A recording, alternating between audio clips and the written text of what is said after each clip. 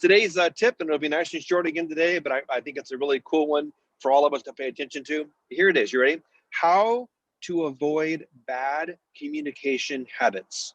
So how can you avoid bad communication habits? And then if you notice somebody's having bad communication habits, how do you tell them? I mean, how do you say, hey, I think you need to work on X or work on Y?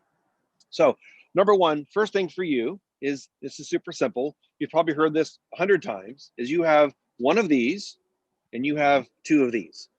And if you can really focus on trying to use these twice as much as you use this, that is the number one thing that you can do to avoid bad communication habits, is actively listening, not passively listening.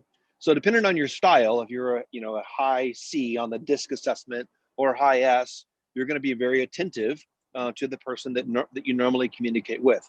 If you're a high I or a high D, if you're high I, your mind's going 37 other directions at the same exact time, and you're multitasking, you're not paying attention. And if you're a D, you're immediately thinking of your responses like, I need to move on. Let's go on to the next thing, and not actively listening. So if you do notice that you are daydreaming or not paying attention as much as you should, you can write these things down. You can write down on a piece of paper as soon as you start a conversation with somebody, actively listen. So if you write that down, you'll start paying attention to actively listening. And the second thing you can do is ask people, do you think I'm an active listener? Do you think I pay attention to conversations? And say, I'd like you to be honest with me, because I really would like to improve how I communicate with others. So if you do that and you say, I'd love for you to be honest with me, most people will, and they'll say, yeah, I wish you would pay a little more attention to X, a little more attention to Y.